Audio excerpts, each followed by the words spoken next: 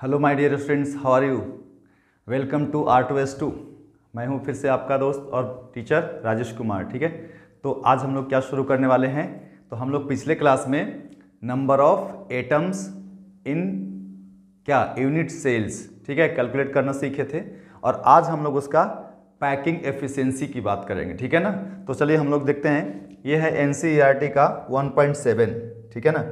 अगर आप NCERT देखेंगे, NCERT, तो इसमें देखेंगे 1.7 में टर्म है पैकिंग एफिशिएंसी।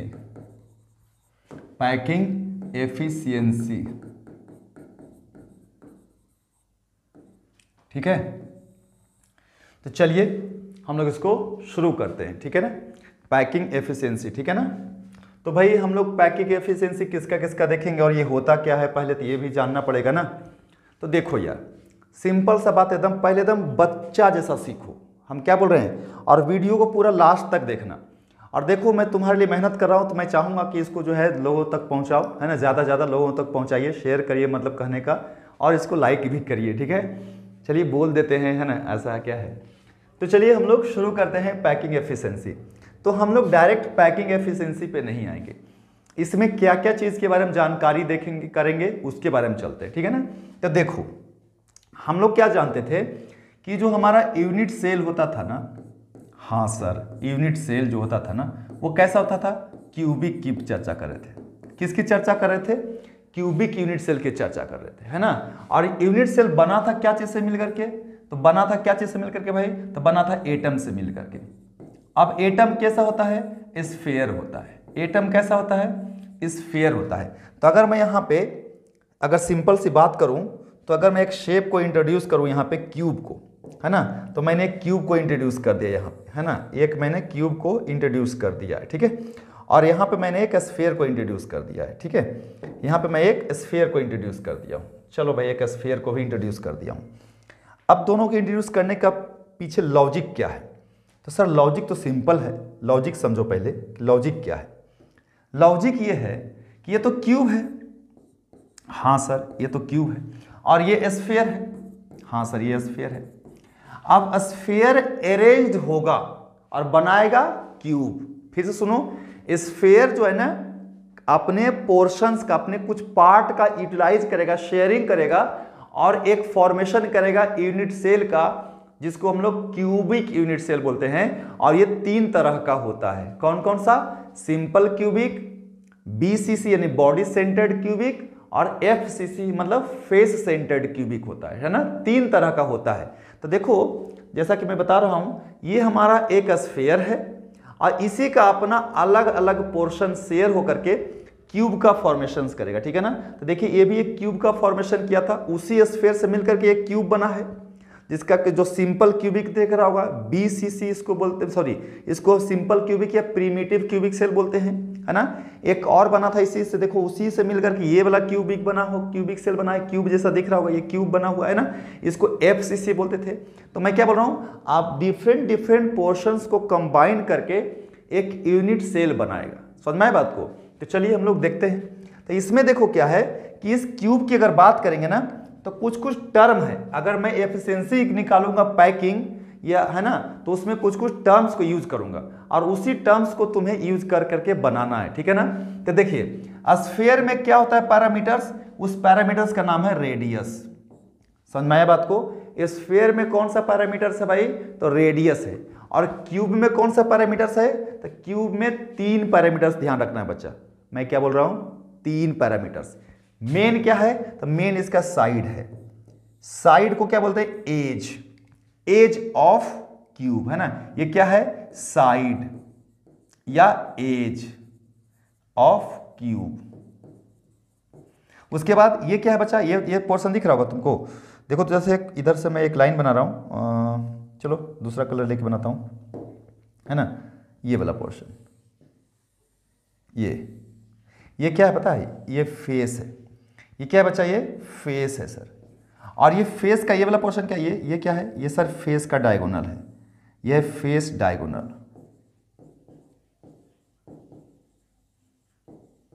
ध्यान रखना है सब, मैं क्या बोल रहा हूं, यह है फेस डायगोनल। तो चूंकि कैसा मैं लिया हूं, क्यूब लिया हूं, तो क्यूब का हर एक साइड क्या होता है, हर एक साइड ए होता है, तो अगर ये भी ए होता और अगर ये भी ए है, थोड़ा सा कलर का पता नहीं कैसा आ रहा है, अगर ये भी ए है और ये भी ए है, तो ये तो निकाल सकते हो फेस डायगोनल। तो फेस डायगोनल कितना हो जाएगा सर, ये हो जाएगा रूट अंडर ए स्क्वायर और प्लस ए स्क्वायर। तो क्या हो जाएगा फेस का डायगोनल भाई, तो फेस का diagonal root under 2a square और a रूट 2 हो जाएगा। देखो ये सब चीज मैं तोड़ तोड़ के इसको बता रहा हूँ, छोटा छोटा पार्ट्स में तोड़ तोड़ करके समझाने की कोशिश कर रहा हूं। तो ये मेरा क्या है, फेस डायगोनल है, यानी कि इस फेस का कोई भी फेस का अगर डायगोनल निकालोगे ना तो वो a रूट 2 ही आएगा। समझ में आए बात को, वो कितना आएगा, a रूट 2 ही आएगा। समझ में आए बात को। अच्छा सर, और एक चीज क्या सिखाता हूं मैं, एक चीज बताता हूं, क्यूब का डायगोनल। देखो अगर ये कॉर्नर है और जैसे सामने एक ये कॉर्नर है, तो अगर इसको मैं मिलाऊंगा ना, अगर मैं इसको मिलाऊंगा बच्चा, इसको अगर मिलाऊंगा ये, तो ये होगा बॉडी डायगोनल या क्यूब का डायगोनल हो गया, है ना। अगर मैं इसकी चर्चा करूंगा तो ये है बॉडी डायगोनल, बॉडी डायगोनल या क्यूब का डायगोनल है, क्यूब डायगोनल है ना। और ये कितना होता है बॉडी डायगोनल, तो किसी क्यूब का क्या होता है, लेंथ विड्थ हाइट तीनों लेते हैं, इसमें लेंथ भी ए है, विड्थ भी ए है और हाइट भी ए है, तो तीनों हो जाएगा। तो ये कितना हो जाएगा डायगोनल, तो बताइए, लेंथ का स्क्वायर यानी ए का स्क्वायर, विड्थ का स्क्वायर यानी कि फिर ए का स्क्वायर, हाइट का स्क्वायर फिर से ए का स्क्वायर, तो कितना आएगा बच्चा, ये आएगा अंडर रूट 3a स्क्वायर आएगा। तो ए स्क्वायर का रूट बाहर हो जाएगा ए, और रूट अंडर 3 आ जाएगा, तो ए रूट 3 आएगा, ए रूट 3 आएगा। चलिए ठीक है, इतना चीज ध्यान रखना है। फिर से सुन ले बात को भाई मेरे, क्या हम लोग पढ़ रहे हैं पैकिंग एफिशिएंसी, किसके बेसिस पढ़ेंगे, तो हम लोग को एटम से मिलकर के क्या बनाना है, यूनिट सेल। यूनिट सेल भी कैसा यूनिट सेल बनाना है, क्यूबिक यूनिट सेल बनाना है। तो क्यूब अगर यहाँ पे हम देते हैं तो क्यूब का हर एक साइड क्या होता है, ए होता है। तो क्यूब में किन किन बातों को ध्यान में रखना है, तो क्यूब का साइड को हम लोग क्या माने हैं, ए माने हैं। इसका ये फेस है, तो फेस के डायगोनल देखो ये दिख रहा होगा तुम लोगों को, जरूरत पड़ेगा तो अगर फेस का डायगोनल की जरूरत पड़े तो हमारा कितना हो जाएगा, तो ए स्क्वायर प्लस ए स्क्वायर निकालेंगे क्या आएगा, ए रूट 2 आएगा। और अगर बॉडी डायगोनल चाहिए, क्योंकि बीसीसी में बॉडी डायगोनल की जरूरत पड़ेगी तुमको, है ना, बीसीसी में बॉडी डायगोनल की जरूरत पड़ेगी, तो अगर बॉडी का डायगोनल निकालेंगे तो बॉडी का डायगोनल कितना आएगा, ए रूट 3 आएगा। क्यों, क्योंकि किसी भी 3D फिगर में जो डायगोनल होता है बॉडी का, वो अंडर रूट लेंथ का स्क्वायर प्लस विड्थ का स्क्वायर प्लस हाइट का स्क्वायर होता है। यहाँ पे लेंथ विड्थ और हाइट तीनों ए है, इसलिए ए स्क्वायर प्लस ए स्क्वायर प्लस ए स्क्वायर होगा, और वो आएगा रूट 3a स्क्वायर, और ए स्क्वायर का रूट बाहर हो जाएगा ए, आ जाएगा ए रूट 3 आ जाएगा। क्लियर है, तो यहां तक कोई दिक्कत नहीं होना चाहिए हमारे ख्याल से, नहीं है ना सर, बिल्कुल ही नहीं है। तो चलिए हम लोग क्या क्या सीखने वाले हैं, तो पैकिंग की बात करेंगे ना, तो पैकिंग में हम लोग क्या क्या, पैकिंग ऑफ क्यूब या यूनिट सेल किसके साथ करेंगे, विथ एटम, यानी कि एटम भर करके क्यूब बनाएंगे, एटम को भर करके क्यूब बनाएंगे, तो पैक कर रहे हैं एटम को। समझ में बात को, तो इसमें क्या क्या चीज हमें ध्यान रखना होगा, तो सबसे पहला एक होता है, सबसे पहला टर्म है पैकिंग फ्रैक्शन। पहला टर्म क्या है, पैकिंग फ्रैक्शन, इस बात को ध्यान में रखना है। कोई इसको एटॉमिक पैकिंग फ्रैक्शन भी बोलते हैं, एटॉमिक पैकिंग फ्रैक्शन भी बोलते हैं। मतलब इसका सिंबल, पैकिंग फ्रैक्शन का सिंबल क्या है, पैकिंग फ्रैक्शन का सिंबल है पीएफ, और एटॉमिक पैकिंग फ्रैक्शन का सिंबल क्या है, एपीएफ। समझ में आया बात को, तो ये क्या हो जाएगा फॉर्मूला, यानी कि पैकिंग फ्रैक्शन या एटॉमिक पैकिंग फ्रैक्शन, इसका फॉर्मूला क्या हो जाएगा, तो देखो इसका फॉर्मूला क्या हो जाएगा, तो रेशियो होता है, किसका किसका रेशियो होता है, तो ये होता है रेशियो ऑफ क्या चीज का भाई, तो ऊपर क्या चीज, उसमें पैक क्या कर रहे हो, एटम्स को, तो volume of atoms in the cube, है ना, तो वॉल्यूम ऑफ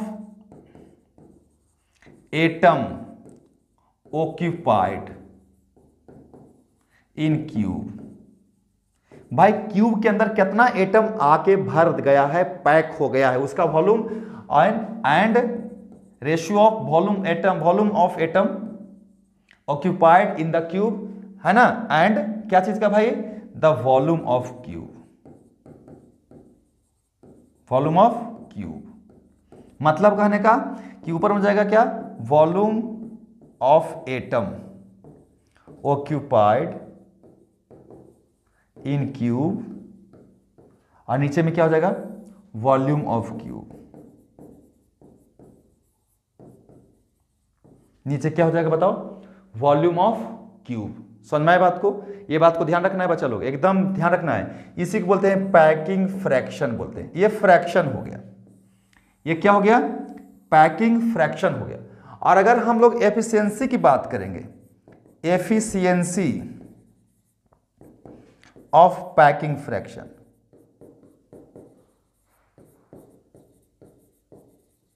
तो इसमें क्या करोगे, इसी को आप मल्टीप्लाई कर दो 100 से, तो वो एफिशिएंसी में कन्वर्ट हो जाएगा। तो यहां पे क्या हो जाएगा, पैकिंग फ्रैक्शन को मल्टीप्लाई कर दीजिए 100 से, तो ये हो जाएगा एफिशिएंसी ऑफ पैकिंग फ्रैक्शन।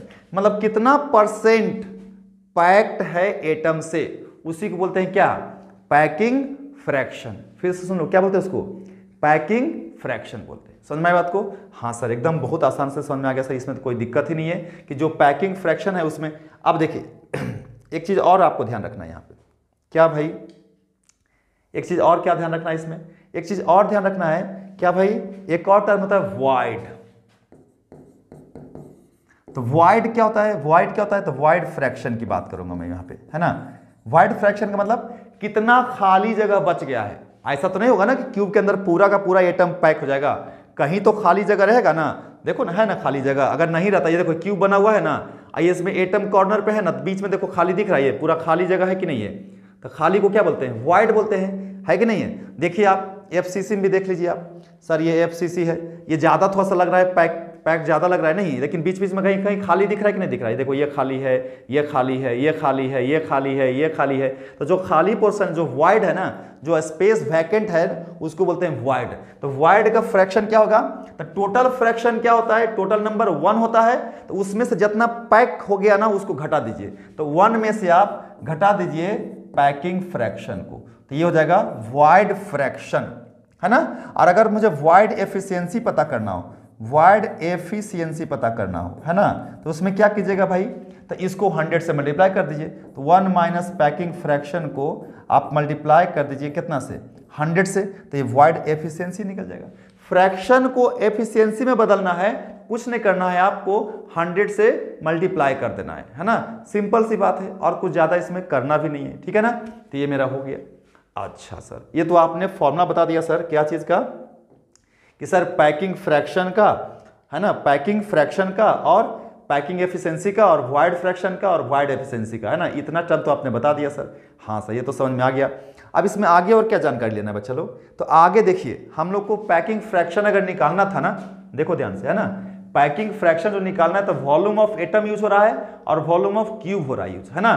तो दोनों को हम लोग को जानना पड़ेगा। तो देखिए क्या होता है, देखिए ध्यान से, हम लोग क्या जानते हैं भाई, सर बहुत आसानी से तो हम लोग को पढ़ा हुआ है, ये देखिए सर क्यूब है, ये क्या है, क्यूब है, और उसके बगल में क्या ले लिए बताइए, सर ये स्फीयर है। स्फीयर क्यों, क्या है, देखिए ये क्यूब है, क्यूबिक यूनिट सेल है, तो इसका वॉल्यूम क्या हो जाएगा, सर वॉल्यूम हो जाएगा ए क्यूब। देखो ना, क्यूब का वॉल्यूम क्या होता है, साइड का होल क्यूब, पता है क्यों होता है, किसी भी क्यूब का अगर वॉल्यूम निकालेंगे आप, तो क्या होगा, volume of cube A cube होगा।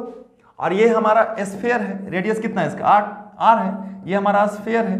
तो कैसा स्फेरिकल शेप किसका होता है, एटम का होता है, तो ये एटम हो गया।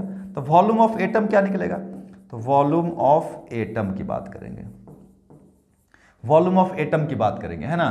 तो एटम कैसा, स्फीयर है, तो जो स्फीयर का वॉल्यूम होगा वही तो एटम का वॉल्यूम होगा ना। तो भाई वॉल्यूम ऑफ एटम क्या हो जाएगा बताओ मेरे को, सर हो जाएगा ये 4/3 पाई आर क्यूब। क्या हो जाएगा वॉल्यूम ऑफ एटम बताइए, ये हो जाएगा हमारा 4/3 पाई आर क्यूब। एकदम सिंपल सा है, एकदम आसान तरीके से, है ना। तो इतना चीज आप लोगों को ध्यान रखना है कि सर हम लोग को वॉल्यूम ऑफ क्यूब निकालने आ गया सर, हम लोगों को वॉल्यूम ऑफ स्फीयर निकालना जानते हैं स्फीयर सर। और यहाँ पे सर पैकिंग फ्रैक्शन का फॉर्मूला रखेंगे, ऊपर में एटम का है उसका वॉल्यूम रख देंगे और नीचे में क्यूब का वॉल्यूम रख देंगे, यानी कि क्यूब का वॉल्यूम तो एक क्यूब फिक्स है, और वो हमारा सर आंसर आ जाएगा। लेकिन काटने के लिए क्या बोला मैंने कि ऊपर देखो, देखो तो ध्यान से, वॉल्यूम ऑफ एटम क्या चीज है, आर के टर्म में है, और वॉल्यूम ऑफ क्यूब क्या है, ए के टर्म में है, तो अगर ऊपर आर रहेगा और नीचे ए रहेगा तो कभी भी कटेगा नहीं, नहीं कटेगा। तो जब कटेगा नहीं तो फ्रैक्शन आएगा कैसे, आएगा नहीं, आएगा ना। तो हम लोग को क्या करना पड़ेगा, कुछ तो तिकड़म लगा करके इस आर को ए में बदलना पड़ेगा या फिर ए को आर में बदलना पड़ेगा, है ना। तो हम लोग क्या करते हैं कि एटम का रेडियस और साइड ऑफ क्यूब का रिलेशन निकालते हैं अलग अलग यूनिट सेल में, और उसको रख रख करके हम लोग क्या कर लेते हैं, पैकिंग फ्रैक्शन निकाल देते हैं। 100 से मल्टीप्लाई करेंगे तो पैकिंग एफिशिएंसी निकल जाता है ना। 1 में से घटा देंगे पैकिंग फ्रैक्शन को तो वाइड फ्रैक्शन निकल जाएगा, उसको हम 100 से मल्टीप्लाई कर देंगे तो वाइड एफिशिएंसी निकल जाएगा। समझ में आया बात को। ये आईआईटी के लिए भी यूज होता है, लेकिन मैं आईआईटी और नीट की बात नहीं कर रहा हूं, मैं तो बोर्ड लेवल की बात कर रहा हूं, ठीक है ना। तो चलिए हम लोग शुरू करते हैं। यस सर, शुरू किया जाए। तो हम सबसे पहले क्या चीज़ पढ़ेंगे बताइए। तो हम लोग सबसे पहले पढ़ेंगे किसका, बीसीसी का। बीसीसी नहीं, बीसीसी नहीं, सिंपल क्यूबिक पढ़ेंगे। सॉरी, थोड़ा सा बीसीसी याद आ जा रहा है, बार बार याद आ जा रहा है ना। सिंपल क्यूबिक पढ़ेंगे, सिंपल क्यूबिक यूनिट सेल। देखते हैं, सिंपल क्यूबिक यूनिट सेल की चर्चा करते हैं। तो सिंपल क्यूबिक यूनिट सेल में बता दिया हूं मैं, कहां पे भाई बताइए मेरे को आप। Sir simple cubic unit cell में आप बता चुके हैं कि कॉर्नर पे सिर्फ एटम होता है, सबसे ज़्यादा वैकेंट सिर्फ इसी में होगा, है ना। सिंपल क्यूबिक की बात करूंगा मैं, ये हमारा सिंपल क्यूबिक है ना। ये हमारा क्या है, सिंपल क्यूबिक है। ये हमारा क्या है, सिंपल क्यूबिक है, ये सिंपल क्यूबिक है। अब देखो ध्यान से, इसी को मैं यहाँ पे रेफरेंस ले रहा हूँ, है ना। इसी को मैं यहाँ से रेफरेंस ले रहा हूँ अपने फोटो को ही, है ना। ये सिंपल क्यूबिक है, देखो ये साइड है, ये साइड कितना है, ए है ना। और देखो ध्यान से, ये एटम का 1/8 पार्ट है कि नहीं है, ये कितना पार्ट है, 1/8 पार्ट है कि नहीं है। ये यहां से यहां क्या है, ये यहां से यहां क्या है, ये सर ये तो रेडियस है, और ये भी यहां से यहां क्या है, ये भी रेडियस है सर। देखिए ध्यान से, एकदम साफ साफ फेस है ये पूरा क्या दिख रहा है क्यूब का, ये पूरा क्यूब का फेस दिख रहा है। ये सब क्या है बताइए सर, ये पूरा फेस है क्यूब का। ये देखिए पूरा इसे देखो, ये क्या है, क्यूब का फेस है। ये वो फेस होगा उसमें से, है ना। ये कोई एक इसमें से फेस है इसमें, है ना। अब फेस में क्या दिख रहा है सर, यहां से यहां सर टचा हुआ कांटेक्ट में है, ये भी कांटेक्ट में है। तो अगर दोनों जोड़ देते ए के बराबर हो जाएगा। तो देखो इसमें सिंपल सा क्या हो गया सर, आर प्लस आर जो है वो क्या हो जाएगा, ए हो जाएगा। यानी 2r किसके बराबर हो जाएगा, ए के बराबर हो जाएगा। देख, रेडियस और एज का रिलेशन आ गया ना। अब पैकिंग फ्रैक्शन निकाल सकता है। अच्छा इसमें बताओ, नंबर ऑफ एटम कितना होता है, नंबर ऑफ एटम अभी कुछ पिछले लेक्चर में पढ़ाए थे कि नंबर ऑफ एटम कौन सा है, सिंपल क्यूबिक है, खाली कॉर्नर पे होगा। कई गो कॉर्नर होता है, 8 गो, एक कॉर्नर पे 1/8, तो एक ही एटम ना, तो नंबर एटम कितना है, 1 हो गया। तो इसलिए पैकिंग फ्रैक्शन निकाल दीजिए। तो पैकिंग फ्रैक्शन क्या लिखे, एक ही एटम है ना, तो volume of 1 atom, volume of atom, और नीचे वॉल्यूम ऑफ क्यूब।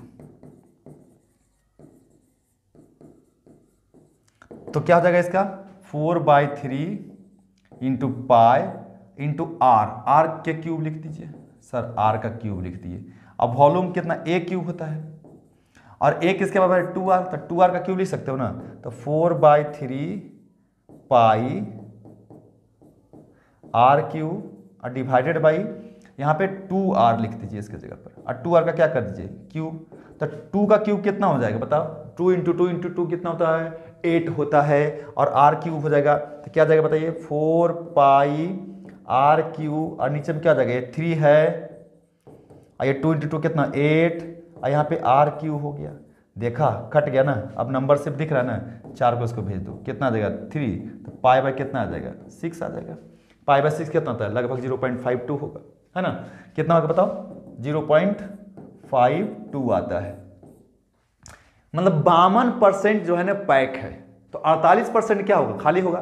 तो देखिए यहाँ पे एफिशिएंसी निकाल दीजिए, एफिशिएंसी कितना हो जाएगा बताइए। ये तो हो गया पैकिंग फ्रैक्शन, तो बताइए इसका पैकिंग फ्रैक्शन, इसीलिए पैकिंग फ्रैक्शन कितना हो गया भाई, तो 0.52, 0.52 सही है ना कि नहीं, हमारे ख्याल से सही होना चाहिए इसका। तो बताइए, तो efficiency of packing fraction, packing efficiency कितना हो गया, पैकिंग जिसको 100 से मल्टीप्लाई कर दिए, 0.52 इंटू 100 कितना आएगा भाई, 52%। तो वाइड कितना हो गया, wide fraction VOID, wide fraction कितना हो गया, तो सर खाली कितना है, तो एक में से घटा दीजिए 0.52 को, तो कितना देगा 0.48 आ जाएगा, है ना। वाइड एफिशिएंसी क्या देगा, एफिशिएंसी ऑफ वाइड क्या हो जाएगा, कितना देगा, या परसेंटेज ऑफ वाइड कितना जाएगा, तो 100 से मल्टीप्लाई करिए तो 48% क्या है, वाइड है। तो सिंपल क्यूबिक जो है बच्चा, ध्यान रखना ये, है ना, ये जो सिंपल क्यूबिक है, सिंपल क्यूबिक है ना, 52% क्या है, पैक्ड है एटम से, और 48% क्या है, खाली है, किससे, मतलब कि उसमें जगह एटम वहां पे नहीं है, ठीक है ना, कोई स्पेस नहीं है, ठीक है ना, ये ध्यान रखना है, इसमें आपको कोई दिक्कत नहीं होना चाहिए, ठीक है। चलिए आगे बढ़ते हैं, आगे बढ़ते हैं, और अब किसका बात करेंगे, ये BCC ना, चलो BCC देखते हैं, बॉडी सेंटर्ड क्यूबिक सेल, तो BCC देखते हैं, BCC, अब BCC का देख ले, एक फोटो देख देते हैं, तो BCC का इंपोर्ट करो भाई फोटो, BCC स्ट्रक्चर हमको देखना है, तो कहाँ से देख लें BCC, चलो यहाँ से, ये सबसे सिंपल दिख रहा है हमको BCC वाला, है ना, सबसे सिंपल यही नजर आ रहा है, तो BCC वाला देख लेते हैं।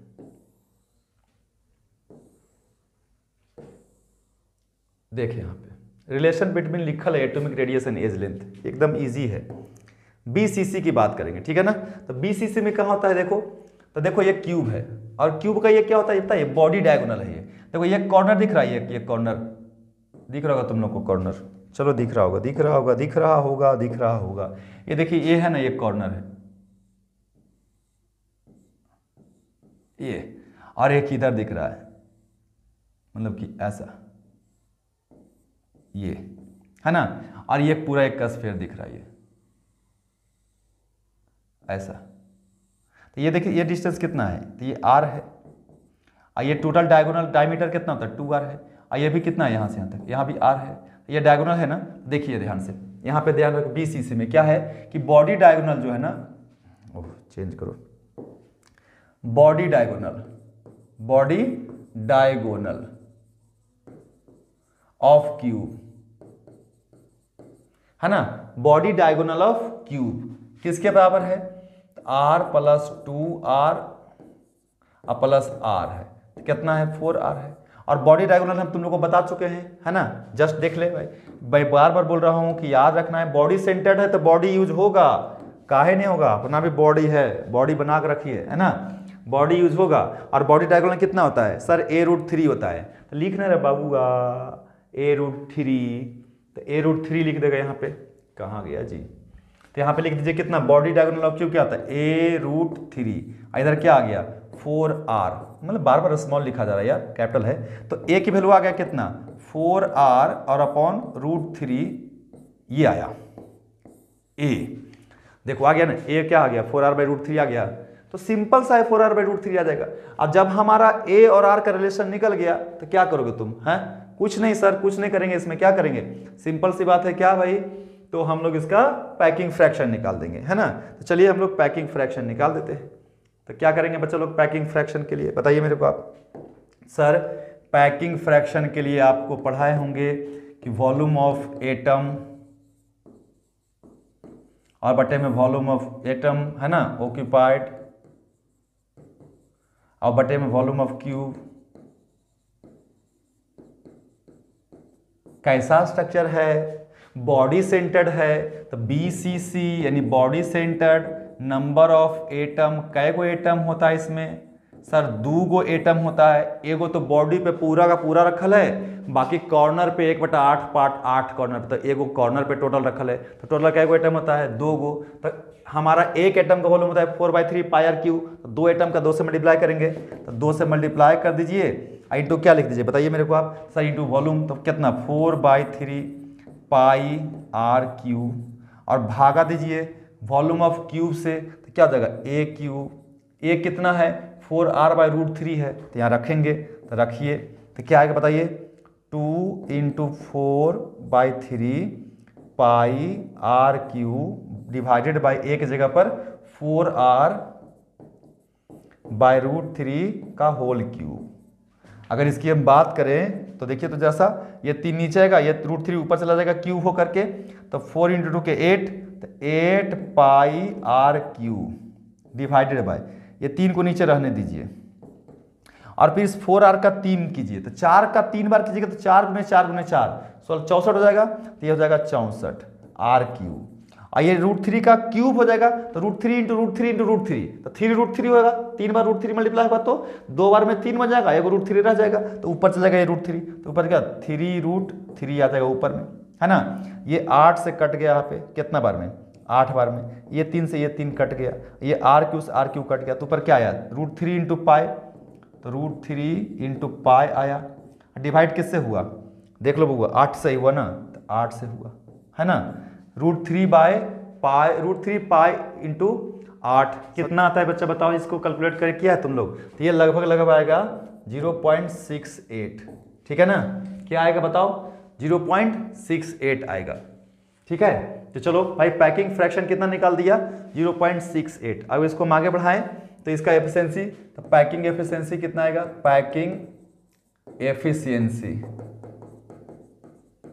तो कितना 0.68 को 100 से मल्टीप्लाई कर दीजिए, तो कितना आ जाएगा 68% हो गया, है ना। अच्छा वाइड का फ्रैक्शन अगर निकालना तो वाइड फ्रैक्शन कितना होगा बच्चा बताओ, सर वाइड फ्रैक्शन आएगा 1 माइनस पैकिंग फ्रैक्शन, यानी कि 1 माइनस 0.68, तो 68 2 70 30 32 0.32 आ जाएगा। अगर परसेंटेज वाइड निकालना हो यानी कि वाइड एफिशिएंसी निकालना हो 0.32 × 100 कर दीजिए, तो कितना आ जाएगा 32%।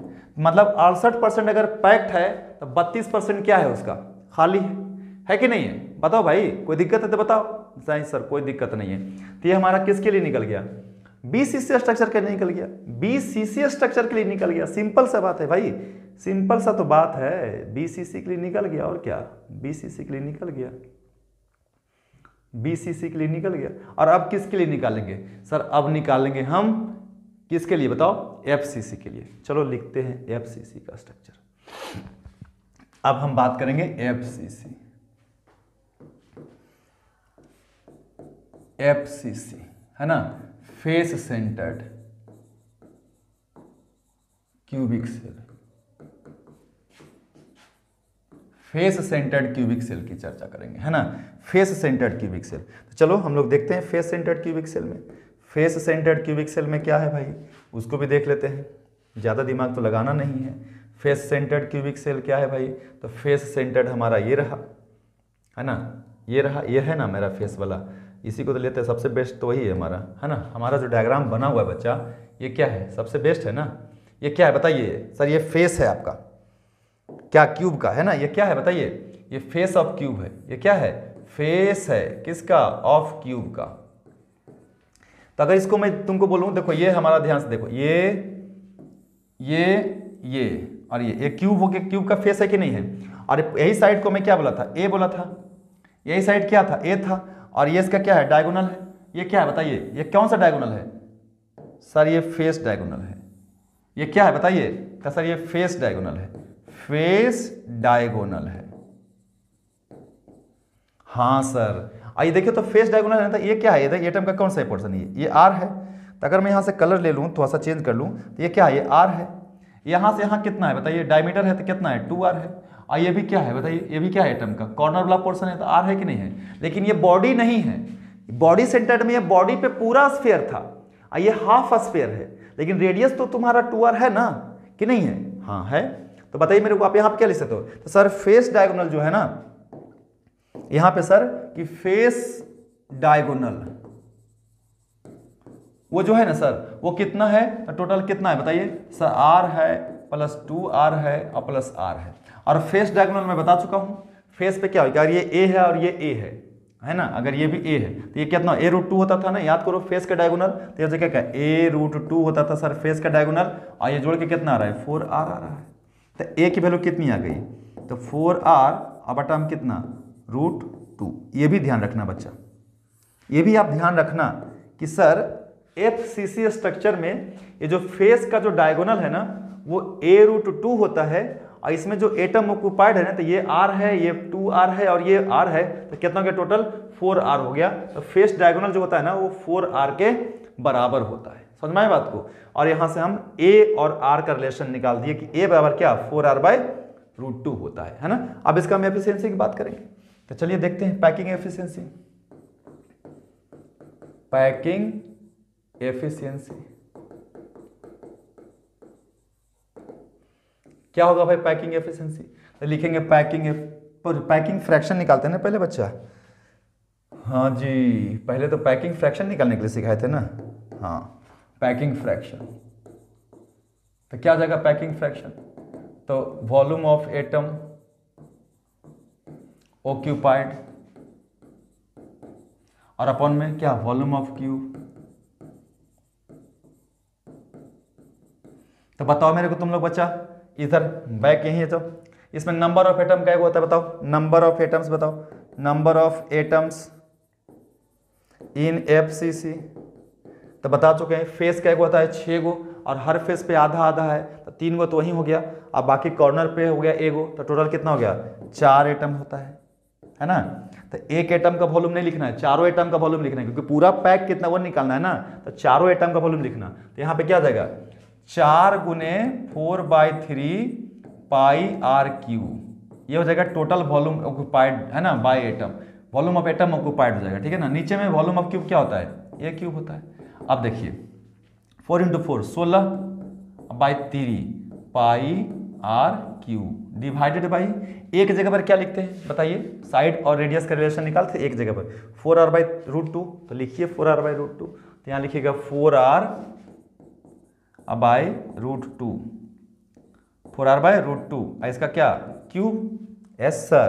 तो इसको कितना है बताओ? सर ये 4 को 3 बार करेंगे तो 4 × 4 × 4 64 होगा। और ये √2 को 3 बार करेंगे तो √2 × √2 × √2, तो √2 एक बार होता है 2 हो जाएगा, और फिर एक √2 बचल रहेगा तो 2√2 हो जाएगा, तो 2√2 ऊपर चला जाएगा, ये 3 नीचे चला जाएगा, 16 πr3 नीचे क्या हो जाएगा 3, और ये कितना आएगा बच्चा 64 r3, और ये ऊपर कितना 2√2, 16 को मिला को 4 बार।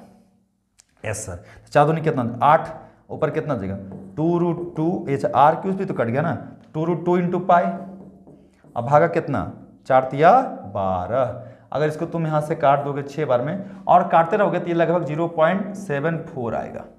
कितना आएगा 0.74 आता है, ठीक है ना, ये ध्यान रखना है 0.74 आता है। किस में? FCC में, है ना। तो इसको एफिशिएंसी निकालते हैं, तो परसेंटेज फ्रैक्शन या एफिशिएंसी क्या देगा पैकिंग फ्रैक्शन गुने में 100, तो 0.74 × 100 तो क्या आ जाएगा बताओ सर 74% आ गया।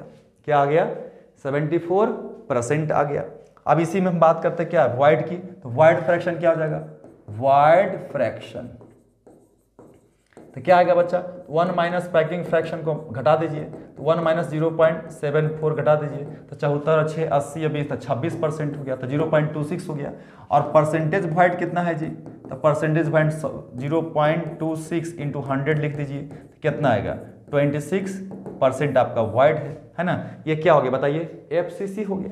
तो सिंपल है यार, सिंपल तो है। आपका पैकिंग फ्रैक्शन निकालिए, पैकिंग एफिशिएंसी निकालिए, वॉइड फ्रैक्शन निकालिए और वॉइड एफिशिएंसी निकालिए, है ना। तीनों का एकदम आसान है। अब जाके बीटेक उटेक में पढ़ते रहना तुम लोग, क्या HCP का भी पढ़ना होगा, अलग अलग यूनिट सेल का पढ़ना होगा, है ना। लेकिन अभी फिलहाल ये 3 ही होता है और तीनों का मैंने कैलकुलेशंस कर दिया है, इसमें कोई दिक्कत नहीं होना चाहिए। ये बहुत ही आसान है, क्लियर है, ये बहुत ही आसान है, क्लियर ना। तो चलो हम लोग मिलेंगे अगले क्लास में।